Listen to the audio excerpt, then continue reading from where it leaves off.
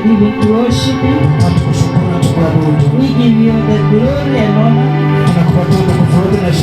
We thank you for this day that you have made, that we may rejoice in it. How we glorify your holy name. We acknowledge your goodness and mercy upon our lives. This far we call you Ebenezer. Thank you for loving us, my Father. Even when we did not deserve it, you have continued to uphold us in your goodness and mercy. Thank you for this place, my Father. This place called Jerusalem. In Gashon. For you have established this place, my Father, that your name may be glorified in this place. Thank you for provision, O God. Thank you, Holy Spirit of the living God. Because from this altar, O God, your name will be glorified in this village. And people will come to know that there is God in heaven, the God Almighty of Elijah. We thank you this day for each and every visitor, and for each and every one of us. Thank you, Jehovah God, for you have made this day, my Father, to be possible. Men planned. We just planned, my Father, but it has taken your goodness and mercy. We thank you very much. Even as we share your word, my Father, how I pray that you may open our inner understanding, our spiritual ears. May you help us, my Father.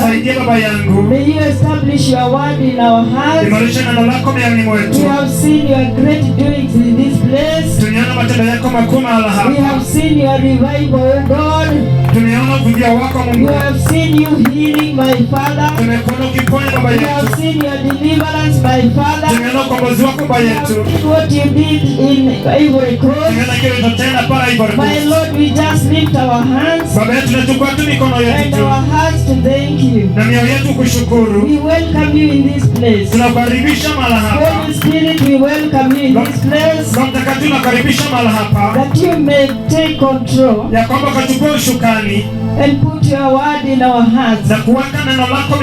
Open our inner eyes, that not any one of us will come out of this place, my Father, the way we came. Thank you, Holy Spirit of God. May you just use me as a vessel. Just use me as a vessel. I surrender before you. For it is in Jesus' name we pray. Hallelujah.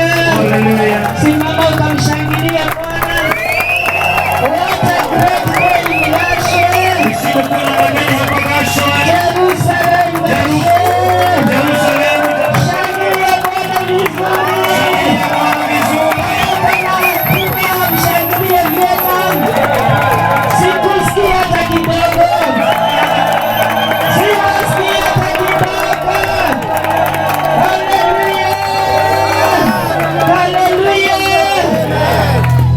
Great is our God. Hallelujah. Salimia huyo mwingine, mwambie amesalimiwa na Askofu Catherine. Ukiketi ukichukua kiti chako. Hallelujah. Praise the name of the Lord. I'm so happy and so glad that the Lord has made it possible for us to be here.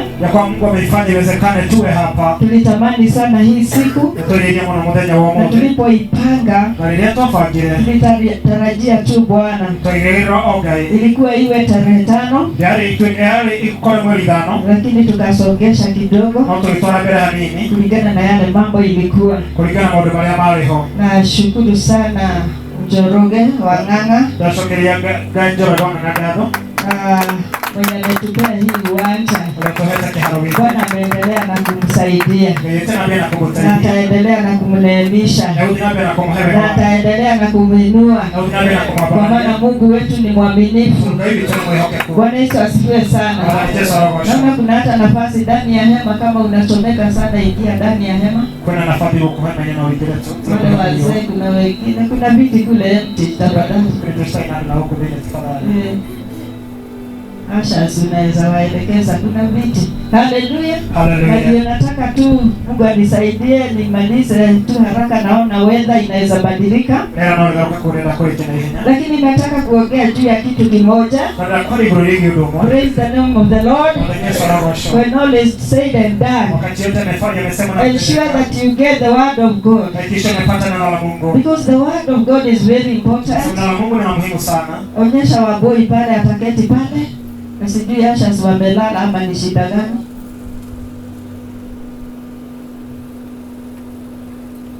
Simon, mama Simon, elekeza watu pale. Bwana Yesu asifiwe. Haleluya. Mimi natambua neno la Bwana sana sana. Sababu ukiwa uko na neno huwezi potea na huwezi poteza. Haleluya. Wakati wako na furaha hamukai. Hai? Wakati hawana harona ile bodi hapa. Bwana Yesu asifiwe. Hallelujah. We are in the presence of the Lord. Nashukuru sana hata wageni ambao wametumwa na gavana. Tuna interact mara kadha wa kadha, kama vile Ingogo amesema nimeshika tu hiyo jina sababu is unusual. Hiyo siwezi kusahau. Hata kule kwa Mama Murugi. Na pahala pengine bado tulikutana na yeye tukimwalika tu headquarter. Na mheshimiwa alikuwa hata aingie hapa, mheshimiwa senior deputy, mheshimiwa Kabego. Nilikuwa nimemwambia kama gavana ataingia hata yeye atakuja. Lakini hajakuwa akiwa ana nafuu. Lakini Bwana alimsaidia, sasa ako Nyahururu. Bwana Yesu asifiwe sana. Asante kwa wale wamekuwa wakisimama na yeye, sababu yeye ni very active, though ni mzee. I don't know how many people would be 91 years and you are still active. Simpigia wasini ya makofi. Na mnamuombea uweza. Hallelujah. Praise the name of the Lord. So I bless the Lord. Nami tu na watuma na salamu za hawa washiriki na hasa hapa Jerusalem Gashwe. Tunashukuru sana kwa kutuwaza mema, because pahala hapa Bwana akiinuliwa nafsi nyingi zitakuja kwa Bwana. And I just love the spirit in our governor. He's a very humble man.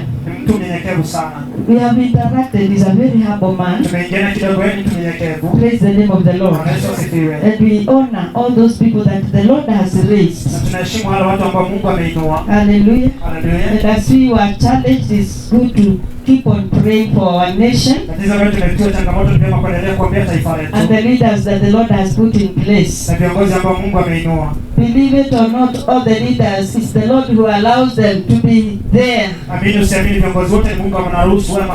Hallelujah. Bwana Yesu asifiwe. Ni jukumu la kanisa kuwaombea. Hallelujah. Nataka kunena juu ya kitu moja. And this thing, when you go to our houses, you see it hanged. You go to some vehicles, it is hanged. Sometimes as a decoration, sometimes as a jewelry. There's some people who put it around the neck. Other times you find others carrying it. Hallelujah. Hallelujah. I want to talk about that. What is that now? Hey.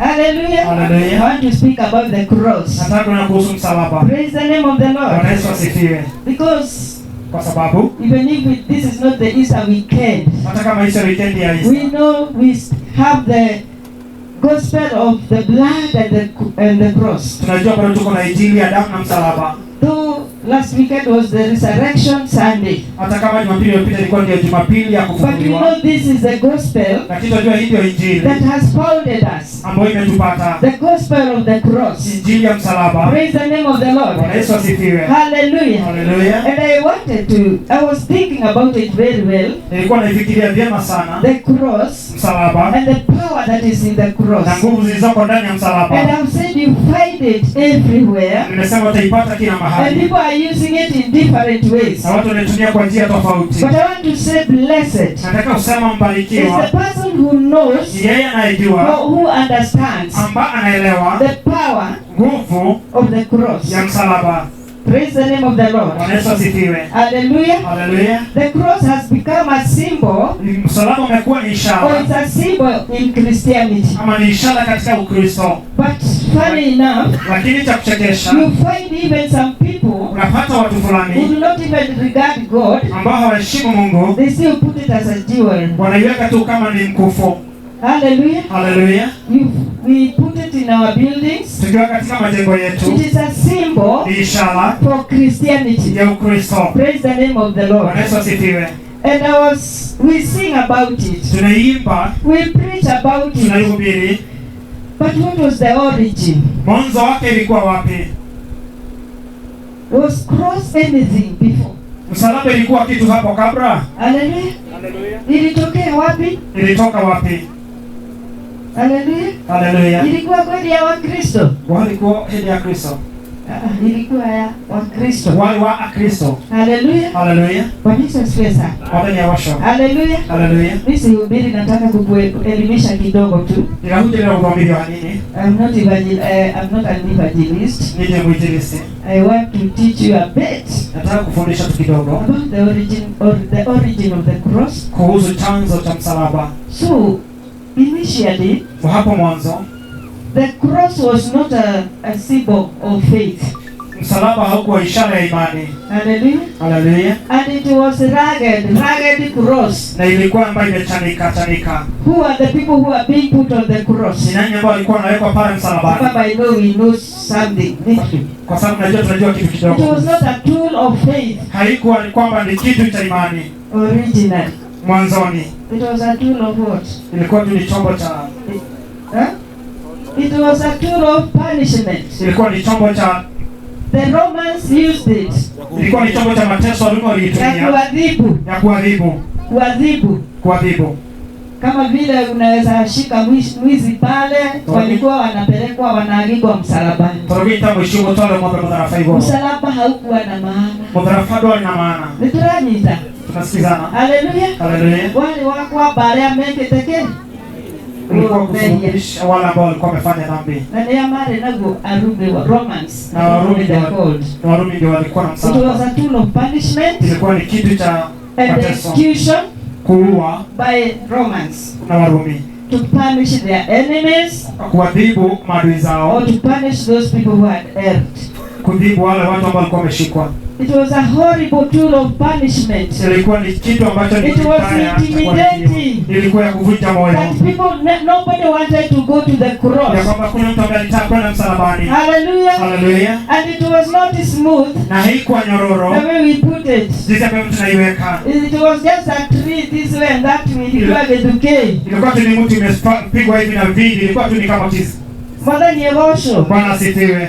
Doare kitu kinyoroku. Doare haikuwa kitu ambacho kilikuwa kizuri. Hallelujah. Hallelujah. And it was also a tool of punishment and shame. Ilikuwa ni chombo cha kuadhibiwa na pia cha aibu. Because you are ashamed publicly. Kwa sababu ulikuwa unaibishwa hadharani. Okoro ni muishi. Kama ni mwizi. Akikago mtarafa imeishio. Alikuwa anasulubishwa msalabani. Ndiga ashonoke. Ili aibishwe. Na watu merute nake. Na watu wajifunze na yeye. Na metigere. Na waogope. Wale ni agosho. Bwana Yesu asifiwe. Todo ona kinya Yahudi. Hata Wayahudi. male rugwa Roma. Walikuwa chini ya Warumi. At that time they were colonized. Wakati walikuwa chini ya Warumi. Hallelujah. Hallelujah. Bwana Yesu asifiwe sana. Bwana Yesu asifiwe. But for Christians, lakini kwa Kristo later baadaye it became an emblem of suffering. Ikawa ni kitu cha kuonyesha mateso. Hallelujah. Hallelujah. And shame, na aibu, which Christ bore. ambayo Kristo alibeba. Hallelujah. Hallelujah. It became a symbol of faith. Ikawa ni ishara ya imani. The cross changed the meaning. Msalaba ukabadilisha maana. When one person was put on the cross. Wakati mtu mmoja aliangikwa msalabani. Hallelujah. Hallelujah. Who is that person? Huyo ni nani? Jesus the Messiah. Msalaba dware na igweta. Msalaba haikuwa na neno na wale kitu kiuru. Ilikuwa kitu kibaya. Wale ni agosho. Bwana sifiwe. No msalaba wage na maana. Lakini msalaba ulipata maana. Ugishenjia. Ukabadilika. Ndira mundo mwe. Wakati mtu mmoja alienda msalabani. Wale ni agosho. Bwana Yesu asifiwe. And that is why we have it as an emblem of faith. Ndio maana tuko nayo kama kionyesho cha imani. It reminds us of suffering and shame and kuteseka na aibu that Christ underwent. Ambayo Yesu alipitia. And we call it the old rugged. Na tunaita msalaba wa kale uliochanika. It's not the old smooth. Sio msalaba wa kale ambao ni nyororo. Ataranyita. Msalaba ndokoro wewe mnyororo? Msalaba sio mnyororo. Kwanza ni agosho. Haleluya. Hule torada. Haujapigwa rada. Nikitena nyimbo nyingi muno. Ndio maana tuna nyimbo nyingi sana. Tuina gasha mudarafa. Tunazoimba za msalaba. Tarore koromwe. Kama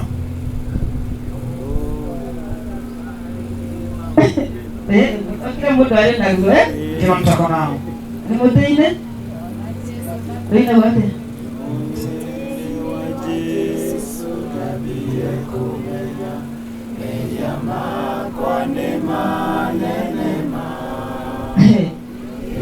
When did you discover that you don't deserve anything? You are sinful, you are wicked. That song says it is at the cross that I was able to see how wicked I was. And many, the old, and I cherish the old.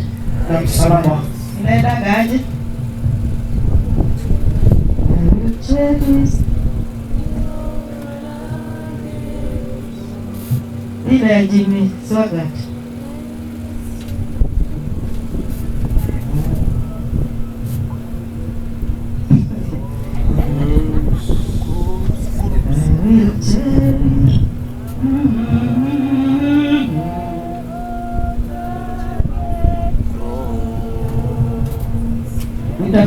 I will cherish the old rugged cross and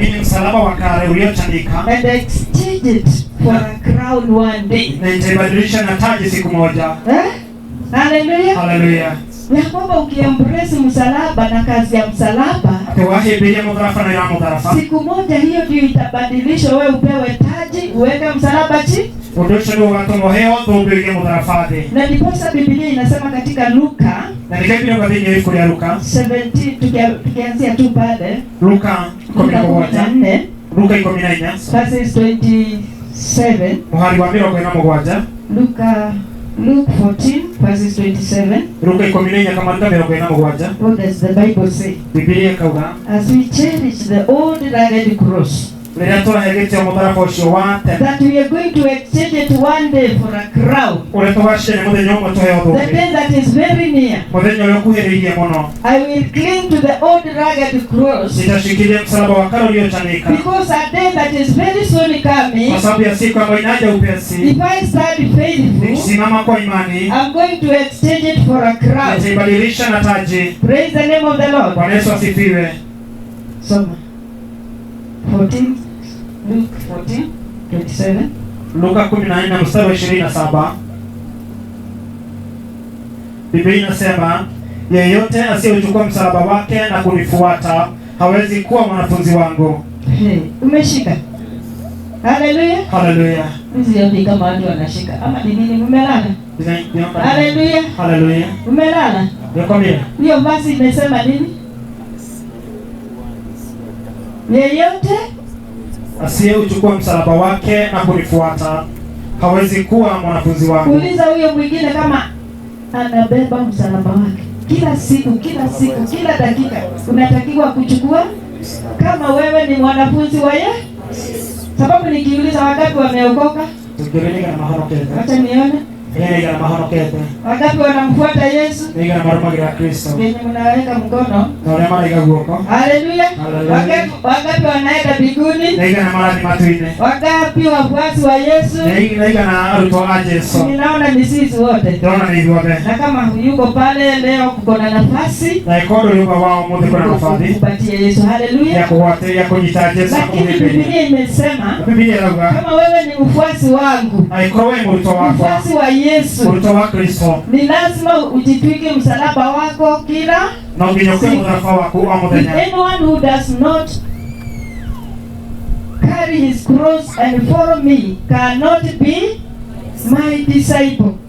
Very serious. Hallelujah. Hallelujah. Tunaweza kusema unafuata Yesu. Ndio ndio Yesu. Lakini kama hujitwiki msalaba kila siku kila dakika. Na kwa ndio kama tunafaida shida. Katika huu mtembeo wetu katika huu ulimwengu. Biblia inatuasha huko mbele. Biblia imesema imetuambia na imerudiwa kwingi sana. Ya kwamba wewe si mfuasi wa Yesu. Biblia inatuonyesha kwa kuingia twende kwa Yesu. Tunaweza andika Matthew 16:24 bado itajirudia kuchukua msalaba. You carry your cross. Kubeba msalaba. And we have seen the cross has power. Na tunaona msalaba una nguvu. And it changed when Christ was put on the cross. Na ilibadilika wakati Yesu alisulubishwa. That is how the cross got the meaning. Na ndio huo and the purpose. Hivyo ndio msalaba ulipata maana na kusudi. Hallelujah. Hallelujah. If you do not carry your cross each and every day. Utabeba msalaba wako kila siku. In this walk. Katika huu mtembeo. Then you are not a disciple of Christ. Wewe sio mwanafunzi wa Kristo. Praise the name of the Lord. Bwana Yesu asifiwe. And the people who carry the cross. Na watu wanabeba msalaba wao. They are the people hapo verses 25. Mstari 25. That if you put your mother, your father before me. Ukiweka mama yako na baba yako mbele zangu. Hallelujah. Hallelujah. Other versions of the Bible say, unless if you don't hate your mother, your father. Tafsiri zinasema usipomchukia baba yako mama yako. It does not mean hating them. Haimaanishi kuwachukia. But it is putting God first. Lakini kumweka Mungu namba moja. Jesus first. Yesu namba moja. Everything else comes. Kila kitu kingine kinafuata baadaye. Praise the name of the Lord. Bwana Yesu asifiwe. And that is why I'm saying Jamani ninasema that we have to cling to this old rugged cross. lazima tushikilie msalaba wa kale uliochanika. And it is rugged. Na ni umechanika. It is rough. Ni mkali. Carrying the cross, bearing the cross means what? Kubeba msalaba inamaanisha nini? Because Jesus did it for us. Kwa sababu Yesu alifanya kwa sababu yetu. And it is on that cross he said it is finished. Na ni pale msalabani aliposema imekwisha. Mission accomplished. Misheni imekamilika. He said he has done what had brought him on this earth. Akasema amefanya kile ambacho kilikuwa kimemleta hapa duniani. He purchased you and me. Akaninunua mimi na wewe. Hallelujah. Hallelujah. Very many. Sema amina. He took your sins. Akabeba dhambi zako. On that cross. Pale msalabani. Tumesikia hapo mbele ni wezi na wanyang'anyi walikuwa wanaagikwa. Walikuwa ni atunyani mapa kama mapa kama tafaigo. Na watu wakiwaangalia, in fact walikuwa wanawekwa pahali pako juu. Maika kwa hado iguru. Ya kwamba kila mtu alikuwa anawaona. Ati wa mudo dunia muonaga. Na anaona sitaki kupitia ile. Na kona teligera kugera hapo. Sitaka kufika pale. Tegeda ukinya hao. Lakini no. Wacha tusome John 19 na uandike sababu hatutasoma sana. John 19 verses 17 to 24. Yohana 19. Utaenda kuisoma ukienda nyumbani. Utasoma ukifika nyumbani. Lakini nitanakiri tu. Naona iko weta. Katika hiyo John 19 tulikuwa Yohana 17 to 24. Wajagi nyamero gore na It is reminding us of the crucifixion of Jesus. Wa Kristo Yesu. Hallelujah. Hallelujah. And the Bible says, Biblia inasema so the soldiers took soma kwa Kiswahili. Luka 19 mstari wa 17. Yesu akiwa amebeba msalaba wake akatoka kuelekea mahali palipoitwa fuvu la kichwa, kwa Kiebrania ni Golgotha. Hapo ndipo walipomsulubisha, pamoja naye walisulubishwa watu wengine wawili, mmoja kila upande wake, na Yesu katikati. Pilato akaamuru tangazo liandikwe na liwekwe juu kwenye msalaba wa Yesu likisema, Yesu wa Nazareti, mfalme wa Wayahudi. kwa kuwa mahali hapo Yesu aliposulubishwa palikuwa karibu na mjini. Wayahudi wengi walisoma maandishi haya yaliyokuwa yameandikwa kwa lugha za Kiebrania, Kiyunani na Kilatini. Viongozi na makuhani na Wayahudi wakapinga, wakamwambia Pilato, usiandike mfalme wa Wayahudi, bali andika kwamba mtu huyu alisema yeye ni mfalme wa Wayahudi. Pilato akawajibu, nilichokwisha kuandika nimeandika. Askari walipokwisha kumsulubisha Yesu, walichukua nguo zake wakazigawa mafungu manne, kila askari fungu lake, ila walikubaliana wasilichane lile vazi lake, kwa maana lilikuwa halina mshono, bali limefumwa tangu chini hadi juu. Wakaambiana, tusilichane ila tulipigie kula. Hili lilitukia ili maandiko yapate kutimizwa yale aliyosema, wanagawana nguo zangu na vazi langu wanalipigia kula. Hallelujah. Hallelujah. Praise the name of the Lord. Bwana Yesu asifiwe. Verses 19. Mstari wa 19. If you look at it, Jesus was crucified between two thieves. Yesu alisulubishwa katikati ya wezi wawili. Praise the name of the Lord. Bwana Yesu asifiwe. And it's only on the cross of Jesus na ni msalabani tu kwa Yesu that it was written, there was a heading. Ilikuwa imeandikwa pale juu ya msalaba. It is not only, but I hear that each person when was crucified, ya kwamba kila mtu alipokuwa anasulubishwa walikuwa wanaandika maandishi hapo juu, mali kama liko haigoro, wakionyesha ni nini umefanya. makiwani kile kite. Hallelujah. Hallelujah. Kama ni kuiba wanaandika, ogone kuya makandika, wizi wanaandika kile umetenda. makandika ule wikite. Bwana Yesu asifiwe sana. Bwana Yesu arogosho. Hallelujah. Hallelujah. Lakini tunaona katika huu msalaba wa Yesu, na tukona mdharafanya wa Yesu alipokuwa ameandikwa katikati ya wezi hao wawili, abeto hata tekaisha shio eni yake ilikuwa imeandikwa dhambi gani ametenda. we adi keto nimejia mariku ekite Walo mate 19 adi keto aze nikisema Yesu aliyenyetero na burane roka Yesu wa Nazareti, aha, mfalme wa Wayahudi. mashene mehia Je, hiyo ni dhambi? Mtu andika kwa kone ile muragani, Mtu aliyekuwa na ndoa kama lipa kaandiko muuaji. but on the head above Jesus, lakini juu ya kichwa cha Yesu what was written, tumesoma, nini kile kimeandikwa? Jesus of Nazareth, Yesu wa Nazareti, the King of the Jews, mfalme wa Wayahudi. hallelujah. Hallelujah. Unasikia ameandikwa pahali pako juu, na ndio abe to hado igoro, so kila mtu alikuwa anaona ni akina nani wamesulubishwa. kwa hiyo amudo mrudi anagania mabeto. And so the Bible has said, Kwa Biblia ilikuwa inasema everybody was able to read, kila mtu aliweza kusoma, and it was written in Aramaic, na ilikuwa imeandikwa kwa Kirumi. that is hawa Hebrews, hawa Israeli walijifundisha hiyo Aramaic wakati walikuwa huko kwa Greek. Hallelujah. Hallelujah. So wao walikuwa, Wayahudi wote walikuwa wanajua nini imeandikwa. Kwa hiyo ndio maana Ingine ilikuwa imeandikwa na Latin, akimaka andiko na Kilatino, iliandikwa na lugha tatu, yaani kitu na Biblia ya Yesu peke yake. Hallelujah. Kwa waje so eika. Hallelujah. Hallelujah. Aramaic, Latin and Greek. Hallelujah. Hallelujah. Badala ya zile dhambi amete hado hame Maria ekite ni muranyita, unielewa, tuduedehetie kwa sababu hakuwa amefanya dhambi. Bwana Yesu asifiwe sana. Bwana asifiwe. Hallelujah. Hallelujah. No ni maugire manadeke ate Lakini wakasema nataka nisuru wanoro. Hallelujah. Hallelujah. Tuduletereka tudhamini mudharafa, Kwa sababu nawira wa mudharafa, nataka tuheshimu salama na kazi salama katika maisha yetu. praise the name of the Lord. Bwana Yesu asifiwe. Because without the cross no salvation, Bila msalaba hakuna wokovu. without the cross no deliverance. Bila wokovu hakuna We ukombozi. even bore our curse, Pia beba hata laana zetu, our diseases, our infirmity. hata magonjwa yetu na madhaifu yetu. Praise the name of the Bwana Lord. Yesu asifiwe. So I wanted to draw to your attention, Nilikuwa nataka kuleta umakinifu wako. Jesus was not crucified because he had any sin. Yesu hakusulubishwa kwa sababu alikuwa na dhambi yoyote. Praise the name of the Bwana Lord. Yesu asifiwe. Another thing I want to tell you, Jambo lingine ningetaka kuambieni, Jesus, Yesu from the beginning, tangia mwanzo when he came to this earth, alipokuja duniani he knew what he had come to do. alijua kilichokuwa kimemleta. The cross was not a surprise. Msalaba haikuwa kitu cha kushtukiza. Tunaelewana? Jesus knew. Yesu alijua He will die, and he will die which death? Alijua atakufa na atakufa kifo Gani? Kifo gani?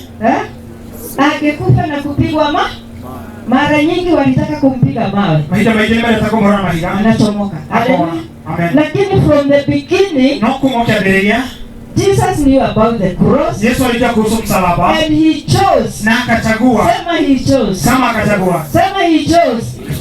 To die on the cross. Kufa msalabani. He could have chosen any other death. Angechagua kifo kingine chochote kile. Hata angegongwa mara moja hakufa.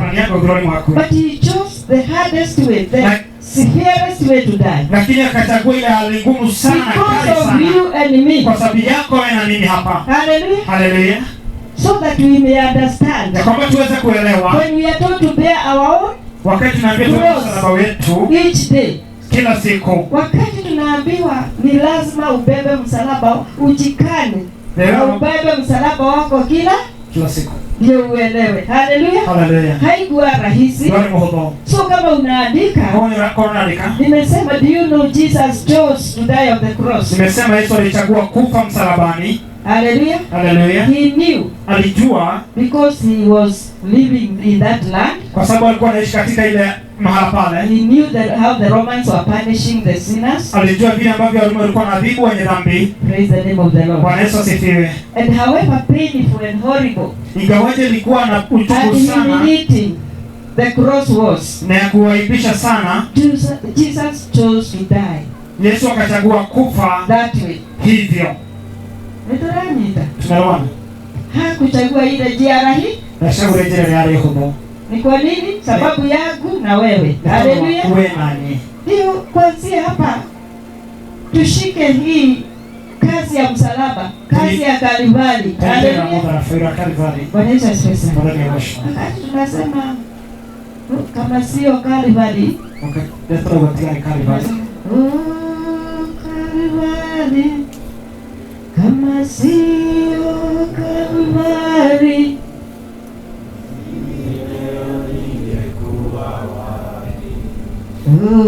Damu ya Yesu.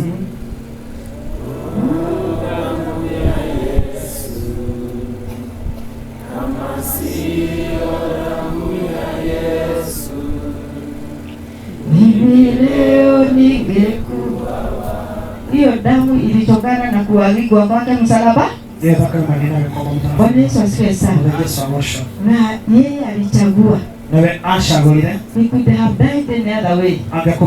Andika hii maandishi na muni promise mtaenda kusoma. Uone ya kwamba Yesu alijua ile njia atakufa nayo na akachagua hiyo. Andika Matthew 20 na unaweza toa hiyo utusomee Matthew 20:17 to 19.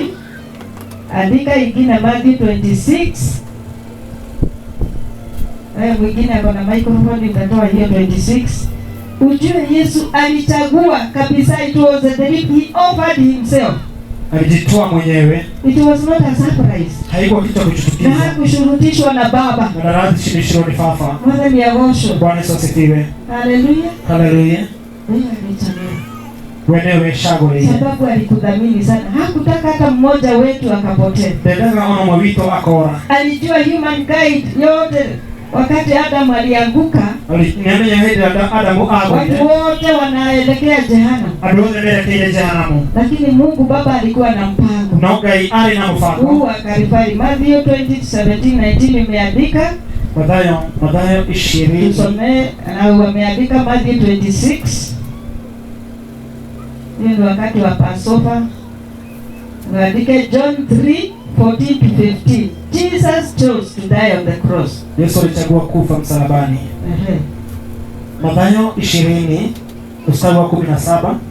Yesu alipokuwa anapanda kwenda Yerusalemu, aliwachukua kando wale wanafunzi wake 12 na kuambia, tunapanda kwenda Yerusalemu na mwanadamu watatiwa mikononi mwa viongozi wa makuhani, wa walimu wa sheria, nao watamhukumu kifo na kumtia mikononi mwa watu wa mataifa ili wamdhihaki na kumpiga mijeledi na kumsulubisha msalabani, naye atafufuliwa siku ya tatu. Hallelujah. Hallelujah.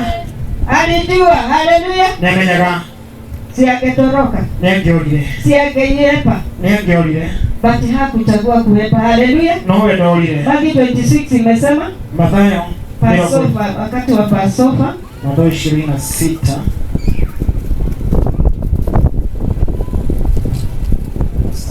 Nilisema mtu atafuta kutafuta kwa nini?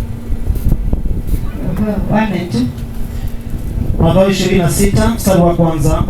Yesu alipomaliza kusema haya yote, akawaambia wanafunzi, kama mnavyojua, baada ya siku 2 itakuwa Pasaka, naye mwana wa Adamu atasalitiwa ili asulubiwe. Amen. John 3, hatutasoma hiyo. 3:14-15 imeandika wakati alikuwa anasema when the son of man will be lifted up. Hallelujah. Alikuwa anamwambia Nicodemus. Halafu uandike John 12:32-33. Utaona ya kwamba Yesu was aware, alikuwa aware kabisa atakufa namna gani. Alijua atapitia public shame. Alijua atapitia aibu ya hadhara. He will be persecuted, rejected, mocked. Atakataliwa, atadhihakiwa.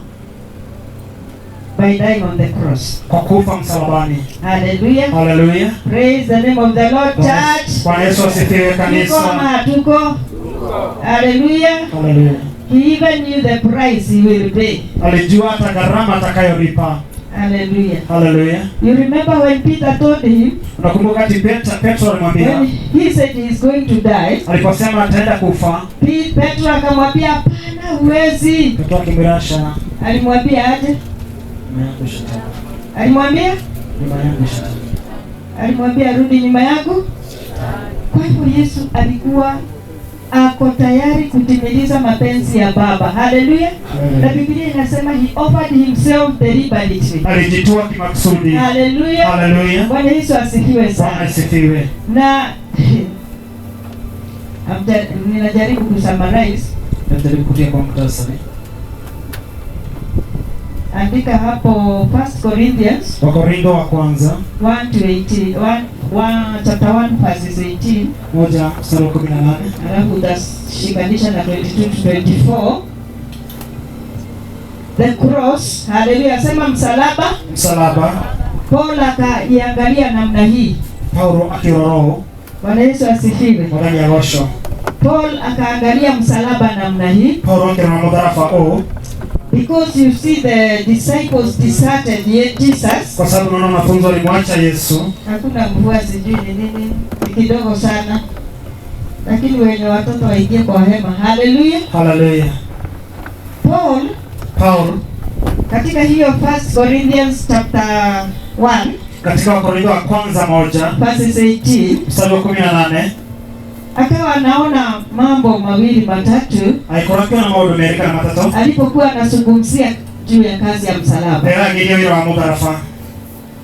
Ukisoma pale utaona Christ crucified. Ukisoma pale utaona Yesu akisulubishwa. Bible says, Biblia inasema is God's power and wisdom. Ni nguvu za Mungu na hekima ya Mungu. When Christ was crucified, wakati Yesu alisulubishwa, that was God's power. Ilikuwa nguvu za Mungu. Not yet. And wisdom. Na hekima ya Mungu. Hallelujah. Hallelujah. Watu walijua akiona mtu msalabani, hiyo mtu ni kuisha ameisha. Hallelujah. Hallelujah. Hana maana tena. Kuagikwa kwa Yesu msalabani, ilileta nguvu za Bwana na inaonyesha hekima ya Bwana. Hallelujah. Hallelujah. Msalaba. Msalaba. Praise the name of the Lord. Wacheni kuangalia wale. Niangalie tu. Yakobo Yesu alipoangikwa msalabani. Yesu msalabani. Watu ordinary people saw that he was defeated. Even Satan. Hallelujah. Hallelujah. He saw defeat. And the Jews wondered, what type of king are we waiting for? How can our king be crucified? Praise the name of the Lord. And Satan, hallelujah. When he saw that Jesus has died on the cross, I always imagine Satan and his demons walienda kusherehekea. Wala ni agosho. Walienda sherehe. walienda sherehe ati ameshindwa, ati ni atorio. Wanyita. Umenielewa? Nao Jews wakaona mfalme wao si mfalme, amekufa kwa msalaba. Na Yahudi makena makotimo makini yako mudhara faina. Wakajikwa. Makehegeka. Haleluya. Haleluya. So Wayahudi waliona msalaba is a stumbling block. Kwa hivyo Wayahudi waliona kwa msalaba ni jiwe la kukoa. Wanyita. Umenielewa? Nao Wayunani waliona msalaba ni wakaona msalaba ni ujinga na upumbavu. Ranyita. Haleluya. Ndio haumatio mile uli. Hawakuwa na hekima. Lakini kwa wale ambao wanaamini kama wewe na mimi, na kuna kule ametekeke tawe na wale ambao walimwamini Yesu, anametekilia Yesu, kwa wafuasi wa Yesu, alumele ya Yesu. Hallelujah. Hallelujah. Waliona God's power and wisdom. Moni ya hinya wa gai na uge wa gai. To those who believe up to today. Wale ambao wanaamini hata wa leo. The cross is not foolish. Msalaba sio ujinga. The cross is not a stumbling block. Msalaba sio jiwe la kukoa. Hallelujah. Hallelujah. It is what? It is what? Nini? God's power and wisdom. Ni nguvu na hekima ya Mungu. Katika 1 Corinthians chapter 1 verses 18. Waandika Korintho wa kwanza 1:18. Mudharafati yolimu. Msalaba sio ujinga. Toledwage ona baraka mudharafa. Hata vijiji ambavyo watu wengi wanakataa msalaba. Bwana Yesu asifiwe. Bwana asifiwe. Ulisikia nikisema hata kuna atheist. Unajua ndio wanakwenda matetiketi ya gai.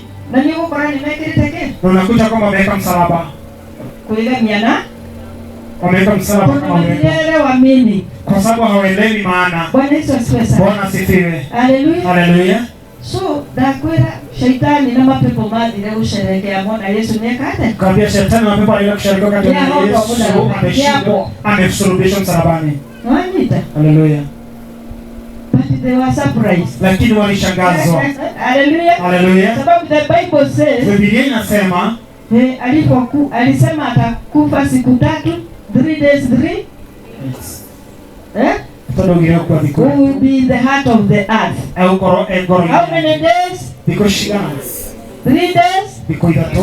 Na ishara ile aliwapea ni ile ishara ya Jona. Na ishara ya ile ishara ya Jona. Kama vile Yona alikuwa siku 3 katika tumbo la samaki. Pole Jona alikuwa ndani ya samaki. Wewe Yesu akwa mudharafaini. Hapa Yesu alipokuwa msalabani. Na it is finished. Na akasema imekwisha. Shaitani nale amatentiketi. Shetani wale ambao hawaamini. Bakimenya maodolemeka. Wakajua mambo imekwisha. Kwisha. Imekwisha. No Yesu greatest. Lakini Yesu alisema akasema ni misheni iliyo kamili. Haleluya. Haleluya. Bwana asifiwe. Bwana asifiwe. Wewe shaitani manyo itatusoda ndiye kamigo wapi akakasha tani alikuwa anakunywa.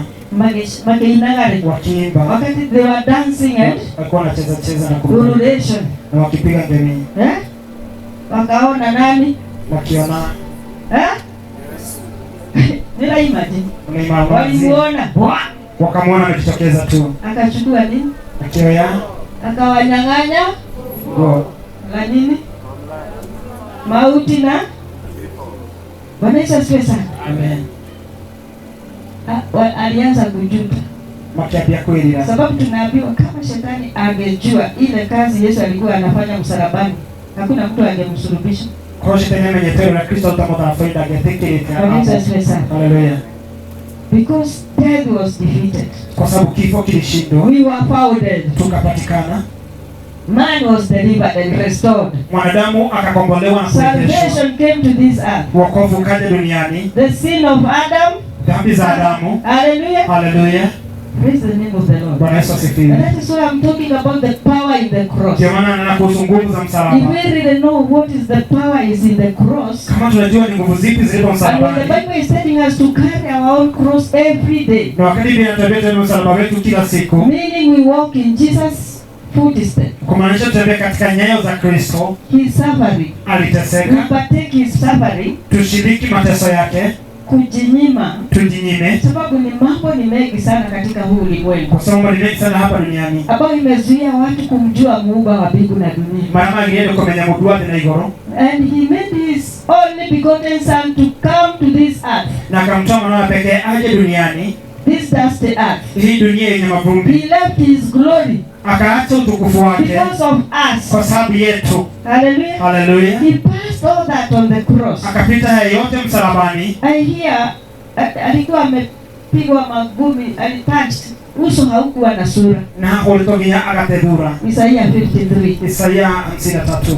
Hungemtambua. Ndungemumenyere. Hakuwa na sura. Ndari na thura. Kwa ajili ya mimi nipate ni tondu wa kwani ngie na thura. Haleluya. Haleluya. Akachukua dhambi ili mimi nisihesabiwe mwenye. Ndio tunahesabiwa wenye haki. Nikio turagirwo andu athingu. Haleluya. Haleluya.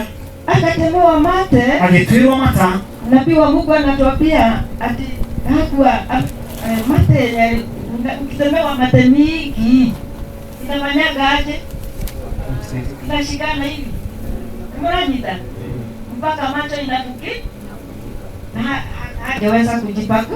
Hajaweza kuihura. So chapa wanamuuliza, sema ni nani? Ugano wako liga.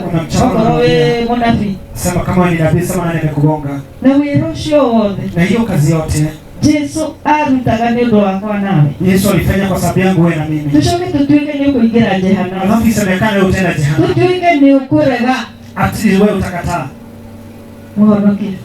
Wokovu. Kana nĩ tũgũtuĩka careless. Kama utakuwa watu wasiojali. Na hiyo hazina Bwana aliweka ndani yetu. Na kigina kiugo yekete thĩinĩ witũ. Bwana Yesu asifiwe sana. Mwathani agocwo. Wĩcirie dewi umetembea hii mwondoko hii njia nyembamba. Wĩcirie wagera gaciraka gaceke. Ambao si wengi wanakaona.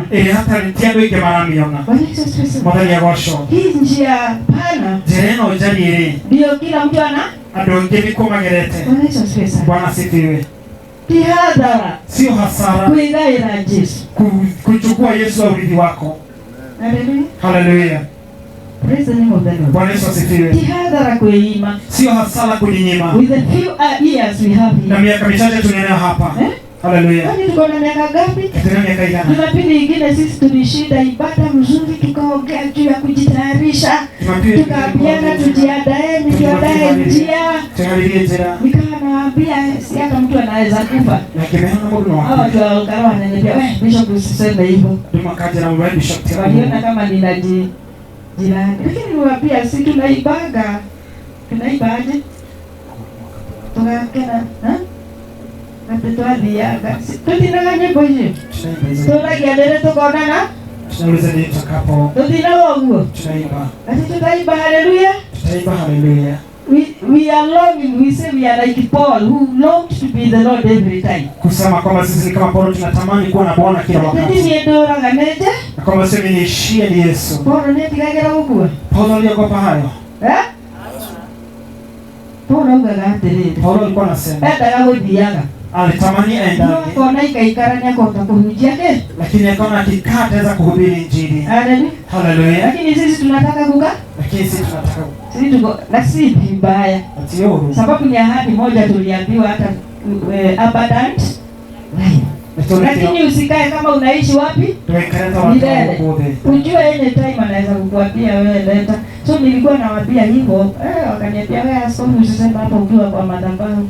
Sababu nilisema hata askofu akikupa injili bado itaendelea. Mradi Yesu hajarudi. Haleluya. Sababu alikuja akatuonyesha the way. Tutokea tuonyesha. Tukashinda. Ikifika jioni, huyo dada alishinda pia hata akifanya ushering and all that. Unakuta jioni hayuko tena. So hiyo kama si lesson kwangu. Haleluya. Na wewe unajua mwingine unajua si ni kweli? Tujue hii maisha ni mafupi sana. Ndio tunaambiwa sisi ni wapita. Na torake hapa hema. Haleluya. Akina Abraham wamesemekana wakakaa mpaka kwa hema, sababu wao walikuwa wanaona New Yerusalemu. Haleluya. Waligojea ile mji wameitiwa. Lakini Mungu siku ya leo anaona kanisa ambayo imechukua smooth cross. Tunafanya kile tunataka. Because when you embrace the cross, when you embrace the blood of Jesus, unapokumbatia damu ya Yesu, tuwajibike. We have a responsibility. Tuko na jukumu. When we are being told to carry the cross every day. Kwa sababu ni tunaambiwa na msalaba kila siku. Tufuate nyayo za nani? Tumerejesha Kristo. Yesu. Haleluya. Haleluya. Bwana Yesu asifiwe sana. Haleluya. Tulipitishiwa hii baton na kina Petro, akina Paul. Tumegeruka mtea Kenya. Wao walikimbia hii mbio vizuri. Wao walitambua hata hakuna, hatujapatana na kisu kama akina Paul. Ni kweli ama si kweli? Kweli. Hatujateswa. Sisi watu, hii neema ni ajabu. Haleluya. Bwana Yesu asifiwe sana. Hatujaona hiyo buku ingine hata wanateswa. Bwana Yesu asifiwe sana. Lakini ni kwa nini tuchanganya Yesu kidogo, Mungu kidogo, ulimwengu hapa? Tusijichanganye. Maisha ni mafupi. Ukikaa ukae kama ile usiku Wanaisraeli waliambiwa wapake damu milango, mingo ya mila. Walikuwa wanakula namna gani? Maikareire magoro, I think they were on the set, Walikuwa kwa haraka. Na viatu kwa miguu. Sababu anytime walikuwa waambiwa ondoka. Bwana Yesu asifiwe sana. Na hivyo tuikare ugo. Na sisi tukae hivi. Tukimenyaga tuli tukijua sisi wapita njia. Gogo sigwe. Hapa si kwetu. Mata ni agosho. Bwana asifiwe. Tukarekererie kindu kiwe nakio. Usiachilie ulicho nacho. Tondu wira ni warekire mutharaba-ini. Kwa sababu kazi ilikamilika msalabani. None mutharaba tari urimo. Usione msalaba kana kwamba ni ujinga. Na none tari stumbling block. Ama uone kama kwamba ni kitu cha kukwaza. Ati nigereje enjoy hatiga ni Yesu. Ningefurahia hapa kama sio Yesu. Hii furaha ya hapa ni ya muda. Hii furaha hapa ni ya muda mrefu. Kesho sisi ni kama ua, sisi ni kama nyasi. Haleluya. Haleluya. Bwana Yesu asifiwe sana. The power of the cross. Ile kazi ilifanyika msalabani, tusiidharalishe. Unarema kuregera bure. Haleluya. Haleluya. Ulikuwa na mbua kweli. To the Greeks is foolishness. Kongereti ni ujinga. Haleluya. Haleluya. Bwana Yesu asifiwe sana. Haleluya. Na nimedaiga. Na nimesema kile kiatumire mudharafa uge na maana. Kile ambacho kisababisha msalaba upate maana. What changed? A tool or instrument of death. Kile ambacho kibadilisha kitu ambacho kilikuwa ni cha kuadhibu ama cha kifo. The cross was an instrument of curse. Kifo kilikuwa ni kama laana. The Bible says curse is the person who dies on the cross. Biblia inasema kwamba amelaniwa yeye afaye msalabani. Those people who are being crucified, wale ambao wanasulubishwa msalabani, walikuwa wamelaniwa. But when Jesus Christ was crucified, wakati Yesu alisulubishwa, he took all the curses. Akachukua laana zote. Hallelujah. Hallelujah. Praise the name of the Lord. And the cross became an emblem of victory. Na msalaba ikawa ni ishara ya ushindi. Hallelujah. For the Christians, kwa Kristo, this is our victory. Hii ni ushindi wetu. Hallelujah. Hallelujah. Why?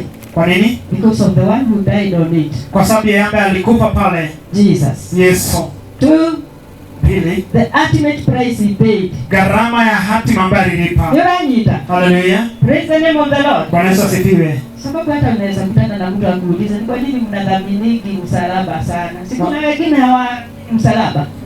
Utamwambia aje? Ni lazima ujue value na power ya the cross, we as Christians. Hallelujah. Hallelujah. Tumesema mwenye alikufa kwa hiyo msalaba. Hapo mbeleni nimesema ni akina nani? Lakini huyo alileta difference, and the cross made the when Jesus died on it, and then the ultimate price. Alafu gharama ya kilele. Hiyo ultimate price ni gani? Gharama ndio kwa juu kabisa ni gani? Nini ilipewa na kifo cha Yesu msalabani? Ikiwa umeweka mahali kwa Jera. Niambie. Kitu moja. Iko uko kitaraga. Niki wewe ile kuma muda. Kihesabu. Nilisema tujue neno. Haleluya. Haleluya. Ukiulizwa na mtu hii nayo hii nini? Umekaunt? Umepata gapi? Hata ihesabiki, because it's our entire life. Haleluya. Uzima wa milele tulipata, ukombozi tulipata. Nini ingine? Wokovu ingine? Uponyaji ingine? Deliverance ingine? Gai mwadhani. Uzima wa milele. Gai. Freedom. Kuna kitu nangojea. Ingine?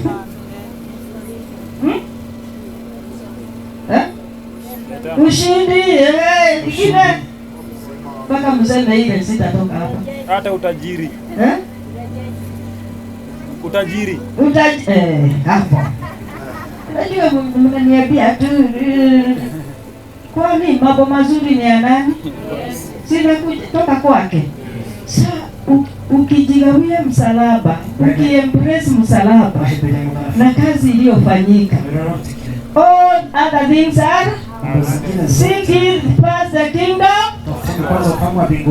So you are supposed to have every good thing. Every good gift comes from the Father. Kila kitu kizuri kinatoka kwa Baba. Bwana asifiwe. Si ni ahadi. Baraka ambayo amekuwa akitubariki na ndio muda atatekeje. Bwana igogo. Unajua kama mtu haamini, mtu akana na kasura kake. Mtu anakuwa na sura nyingine. Mtu atae Yesu. Mtu ambaye hajui Yesu. Mtu ndio kawana ngatele. Ndio wale ina. Nasikia dunia naimba. Yaani hii tunaita glory ya Bwana. Hii tunaita utukufu wa Bwana. Unaangalia mtu na unaona huyu mtu amebadilika. Kama mdoka inaonyesha jeti. Na hiyo mbele hata alikuwa bado na pesa nyingi ndoka, lakini mwenye anamjua Yesu, anampenda Yesu, unaona kuna utukufu. Haleluya. So msalaba ilituletea kila kitu. Bwana Yesu asifiwe sana. Ushindi. Haleluya. Bwana Yesu asifiwe sana. Tukabadilishiwa majina. Hatukuwa na majina. Haleluya. Akatupa majina. Hatukuwa na kitambulisho. And that is why we are called the children of God. Jamani, tunaitwa watoto wa Mungu. Tunaitwa holy people. Tunaitwa watu watakatifu. We are saints. Sisi ni watakatifu. Haleluya. Haleluya. Hakuna mtu atakufanya saint. Wacha nikwambie. Wateule ni wale wameamini Yesu ni Bwana. Bwana Yesu asifiwe sana. Kanisa la Kristo. Wale ambao wamekumbatia hiyo damu ya Yesu wakafanyika haki ya Yesu. Haleluya. Tikweru tanelia wito. Sio jitihada zetu. Hii neema, haleluya. Si ile hatukustahili. Lakini si kusema ukiokoka ukae ndwe. You have to acknowledge, haleluya. Ukiwa unampenda mtu, uwezi kama unakaa unaajibika, ni kweli ama si kweli? Na unaaspire kufanana na yeye sababu alituonyesha njia. Bwana Yesu asifiwe sana. Atukuzwe Yesu. So nimesema hiyo kazi ilifanyika mzuri. Ultimate price alilipa when God became man. Wakati Mungu alifanyika mwanadamu. Haleluya. Haleluya. Unakumbuka in Genesis 3:15 wakati ilisemekana atakuwa anagonga kichwa ya naye atakuwa na katika msalaba hiyo ilitimilika. Genesis 3:15. Haleluya. Bwana Yesu asifiwe sana. Haleluya. That is why Yesu alisema it is finished. Haleluya. The process transformed the cross. That is hata prophecies are Old Testament nyingi sana. Isaiah 53, Zechariah 12:10. They talked about the cross. Hallelujah. Praise the name of the Lord. So it is not a New Testament thing only. Hallelujah. So katika msalaba hata unabii ulitimilika. Unabii mwingi sana umetimilika. Umesikia wakigawanya mavazi ya Yesu? Si tumesoma kwa Mathayo? Na ilikuwa wapi? Katika Old Testament. Atetemaka agayana nini? Vazi na hii mifupa kuvunjika. Yesu alivunjwa mifupa. Nasikia kwa wengine wakisema alivunjika mfupa. Alivunjika? Sababu hata ni Biblia bado ni prophecy katika Old and the New. Hallelujah. Katika Psalms 22 uende usome. Utaona Psalms 22. Naenda nikimalizia tafadhali. Psalms 22. It is a psalm of prophecy fulfilled. Zaburi 22 ni zaburi ya unabii uliotimilika. Psalms 22. Zaburi 22. So msalaba ulitimiliza mambo mengi sana. Psalms 22 utakuta na tutasoma yote tu kuambia pale. Utakuta unabii ulitimilika sana sana. Hata wa hiyo kugawanya manguo Na katika Zekaria ni pale aliuzwa 30 pieces. Ile Juda alipewa. Uko pale Psalm 22 na uiandike uende uisome kabisa. Sitaki kuongea sana pahala hapa. Naongea tu na ile neema niko nayo siku ya leo. Tupigia Bwana makofi labda. Niongelesha. Mungu. Hadi ndio nyite nitakato jiriki. Umeshika kitu? Yes. Nini? It was powerful. What was powerful? The power of the cross. Even ninaweza kusema why the cross? Oh, bear the cross. Hallelujah. Psalms 22 verses 1 inaanzia my God, Mungu wangu. Is this a New Testament? Zaburi? Je, hili Agano Jipya? Wewe torio shioke. Uliza mwenzako. Zaburi ni New Testament kadi. Zaburi ni Agano la Kale ama ni Agano Jipya? Ate? Agano la Kale. Haya. Nanu waugire shingo ishu. Who said those words in verses 1? Nani alisema haya maneno kwenye mlango wa kwanza, mstari wa kwanza? My God, why have you forsaken me? Mungu wangu, mbona umeniacha? Who said? Nani alisema? Jesus. Alisema kwa msalaba? Kwa msalaba. Hallelujah. Nimeona mtu anaulizana. Na kuna mtu anakuambia usisome Old Testament, tuko kwa New. Ni kweli? Ati msiingilie sana na hiyo mambo ya hata sasa kurudi kwa New Testament. Bwana Yesu asifiwe. Yesu aliwaambia akiabuburai akikemea, alikuwa anakemea kina Bethsaida akina nani? Kama alikuwa anakemea matauni gani?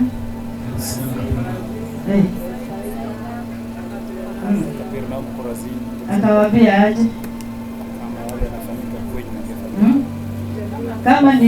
Kama ni akina nani walihubiriwa wangekuwa wame? Hallelujah. So, Old Testament, Psalm 22, my God, hiyo unabii ulitimilika wakati wa Yesu. Hallelujah. Then, mstari gani mwingine unaona pale? Uko na Biblia? Ni mingi sana. Ukisoma yote. Natafuta ingine niliona bado. Verses 18 inasema nini? They divided my garments among them and cast. Bwana Yesu asifiwe. Wanagawana nguo zangu wao kwa wao na vazi langu wanalipigia kura. Hiyo Psalm yote. Bwana Yesu asifiwe sana. Hiyo Zaburi yote. Utaona kabisa ni prophecy fulfilled. Tuone nabii anatimilizwa katika kazi ya msalaba. Bwana Yesu asifiwe sana. Na nikiendelea tu na kumalizia. Wewe msalaba, umeniambia ile mambo yote imeleta kwako. Ni jambo gani moja unaweza sema msalaba? Nikiona msalaba, yani msalaba kwetu inatukumbusha nini? Ama inatufundisha nini? Ukiona msalaba inakufundisha nini? Ama ukiona msalaba, huu msalaba ambao Yesu alikufa kwao, unaona nini? Hallelujah. Si tumeona aliteswa and all that. So kitu kimoja unaona wakati wote unawaza juu ya msalaba, the cross to us as believers, msalaba kwetu kama wanaoamini, represents, inawakilisha sacrifice. Kitu kimoja tunaona pale, dhabihu, sacrifice. Dhabihu. Hallelujah. Hallelujah. Pale tunasema Yesu aliwacha utukufu wake akakuja katika ulimwengu. He offered himself. Alijitoa yeye mwenyewe. Kitu kingine utaona it represents shame. Inaashiria aibu. Public humiliation. Kudharauliwa hadharani. Kumbuka Yesu alitolewa manguo. He was stripped naked. Ndiye wamfuge ile walikuwa wamemfuga nayo. Bwana Yesu asifiwe sana. Aliaibishwa hadhara. Kwa ajili yako na yako na mimi. Haleluya. Kitu kingine, suffering. Mateso. Sisi tumesema sacrifice, shame and suffering. Ukiona msalaba, he really suffered. He really suffered. Carrying it, hata wakati alikuwa anaibeba, ilikuwa imemshinda, akasaidiwa na nani? Yesu asifiwe. He shed the blood, he was rejected, he was mad beyond recognition. So ukiona msalaba, kuna sacrifice, kuna shame, kuna suffering, kuna dhabihu, kuna aibu, kuna mateso. Hallelujah. Hallelujah. Ndio. I also see salvation. The salvation tumeona ni wide. Hallelujah. Pia naona wokovu na even deliverance, he saved us, he restored us, he made us a people. Alitukomboa, alitufanya tuwe watu. Hallelujah. Hallelujah. So wakati anatuambia tubebe msalaba kila, kama wewe ni mfuasi wangu, kama wewe ni mwanafunzi wangu, ubebe msalaba wako kila, ni mambo gani unatakiwa kupitia? Utakuta kuna sacrifice, utajikuta hii situations huwa utakubana nazo, utakuwa hata utapitia safari. Tunaelewa, utakuta watu hata wanakudharau for nothing, rejection, kukataliwa. Wanaweza siwe sana. Nataraigwa kama kuwa mdhara parike kwa msalaba inamaanisha nini? Nikubeba kuenenda tukipati after, is it? No. Huh? So ukipitia hiyo mateso kidogo, kwa nini umwache Yesu? Bwana Yesu asifiwe sana. Kwa nini umteteshe Mungu? So watu wa Mungu tujue, wakati tunaambiwa tubebe msalaba wetu kila siku, ni mengi kutoeleweka. Haleluya. Kutengwa. Sasa kwingine hata utaenda njaa sababu huwezi ukahonga. Ni kweli ama si kweli? Bwana Yesu asifiwe sana. Ni kweli tena. Kama wale na mtu wengine hata walitembea kukuja hapa. Kwa upendo tu wa Kristo kwa yale alifanya. Hallelujah. Praise the name of the Lord. So he also, in this salvation, he restored us. Our relationship with God. Katika wokovu rejesha mahusiano yetu. He took all our sicknesses, our pain, our curses, our iniquities. Akachukua dhambi zetu zote, magonjwa yetu zote na laana zetu zote. He gave us redemption, deliverance, peace with God. Akatupatia ukombozi, rejesho na amani na Bwana. Hallelujah. Hallelujah. And that is why your name is in the book of. Ndio maana jina lako liko kwenye kitabu cha uzima. Wangapi majina yao yako kwa kitabu? Ukiwa umemkumbatia Yesu na kumwamini. Hallelujah. Hallelujah. Hallelujah. And the sinners are freed, nations are restored. Na watu wa dhambi mataifa inarejeshwa. Praise the name of the Lord. Bwana Yesu asifiwe. Hiyo kazi njema ya msalaba, hiyo kazi ya msalaba tuikumbatie na tudhamini. Hallelujah. Hallelujah. Tusicheze na kazi iliyofanyika msalabani kwa ajili yetu. Bwana anataka kabisa kabisa tujue uzito wa ile kazi alifanya mwanae akuja atufilie. Haikuwa mchezo. Hallelujah. Haikuwa a walk in the park. Hallelujah. Haikuwa jambo rahisi. Tukiona hiyo nasi tunasikia tu kumgojea kwa hofu na unyenyekevu. Bwana Yesu asifiwe sana. Na hata kumpenda zaidi. Sasa ujiulize ni wangapi hawako? Ni kwa nini wewe umefikisha ile umefikisha kama yangu? Hallelujah. Bwana Yesu asifiwe sana. Kwa nini uko hai na wengine hawa? Si ni rehema zake. Bwana Yesu asifiwe sana.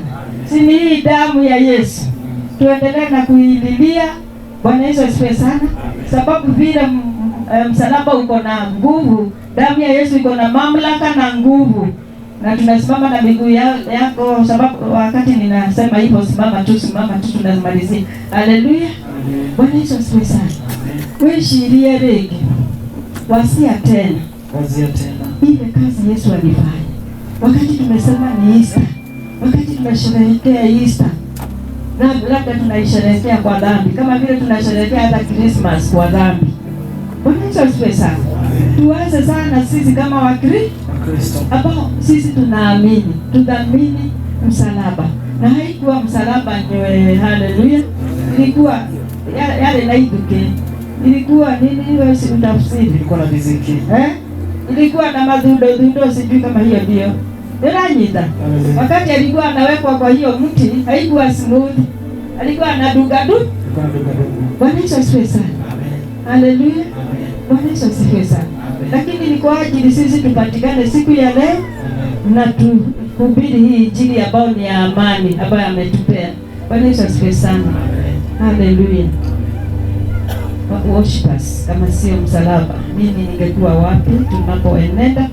So ni vyema kukumbatia utakatifu, hofu ya Mungu na kudhamini. Kila wakati unamwambia Yesu, nisaidie. Wakati unaona umedharauliwa pahali, ujue si ulibeba msalaba. Kwani msalaba ni rahisi? Haleluya. Hata pahali pengine utaambiwa sisi hatuwataki wewe kando. Bwana Yesu asifiwe sana. Basi sisi tutachukua msalaba wetu, tutajikana, tutakazana katika hii mbio na tutapigana vita vyema. Bwana Yesu asifiwe sana. Sababu wakati ishara zote, hekima ya binadamu imefika mwisho. Unafikiri hata kutapakika sana, hata katika siasa, hata kutapakika. Samani tulikuwa tunapaka mambo inaingiana hapo. Sasa things are complicated. Hekima ya binadamu imeletwa kuwa not, unless we depend on God.